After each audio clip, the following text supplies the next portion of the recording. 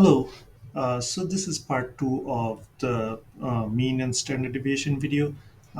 We created this table, and with that we calculated the variance, the standard deviation, the sample variance, and sample standard deviation. And we checked the mean minus the standard deviation and mean plus the standard deviation. Now, one thing you need to know that we can, instead of doing all this, there is a simple formula in Excel. STDEV point P is for population standard deviation. You select the numbers like this, and it's going to give you the population standard deviation. On the other hand, if you write STDEV point S, then it's going to give you the sample standard deviation. Okay, so and this number is exactly equals to the number we calculated before manually.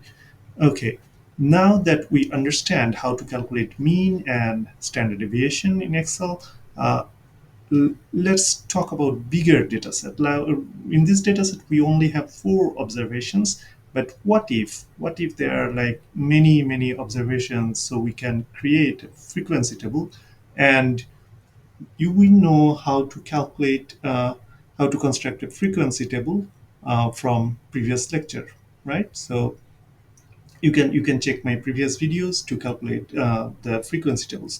Now let's say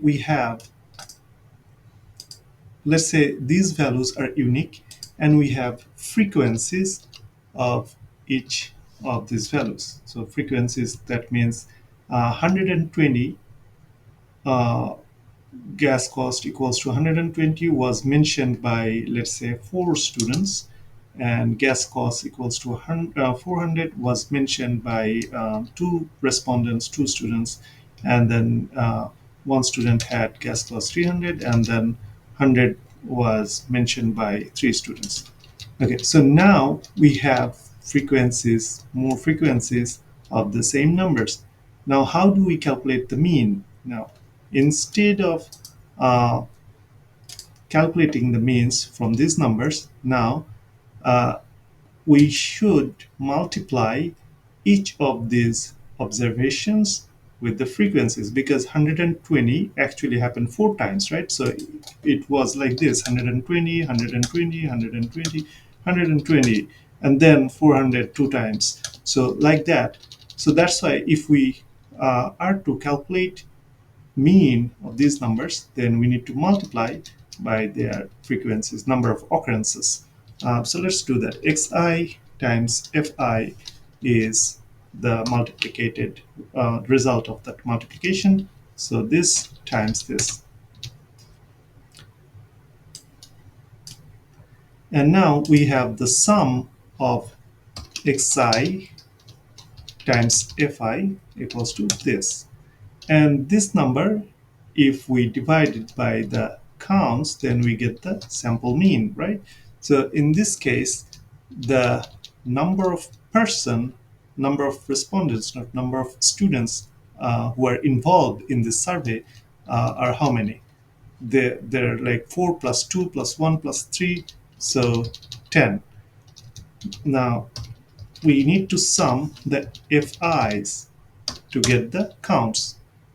And now we can get the average by dividing the sum of xf over counts to get the average. And that's how we calculate sample average. And now this formula becomes xi times fi. Actually, this is subscript to understand that, to make you understand that this I is just to represent 1, 2, 3, 4, 5, 1, 2, 3, 4, these values. Okay, so this is how we calculate the sample mean when there are frequencies present. How do we calculate sample variances or sample standard deviations? Okay, so you can put sample mean here. Uh, I'm just gonna write the formula here.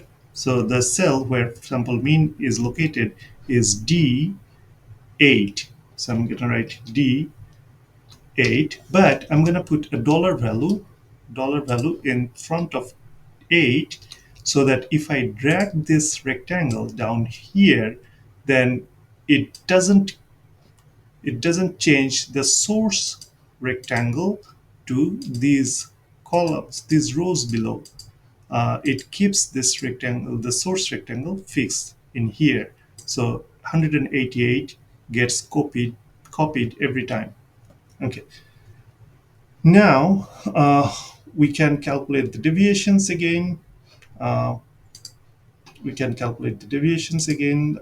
that is the gap between the mean and the observations for all these four observations. Okay, this 120 is 68 dollars lower than the mean. This 400 is 212 dollars over the mean, and so on and so forth. Okay, now this is the deviation about the mean, and this is the squared deviation of the mean. Squared deviation about the mean. Okay, now this is just the previous way. So you get the number and square it. Why? Because if we take the average of this, then it doesn't help us. That's why we square the number to get rid of the negative sign. And then eventually, if we sum, we are ignoring these frequencies, right? So in this case, we have to multiply this with the frequencies. So multiply this with the frequencies.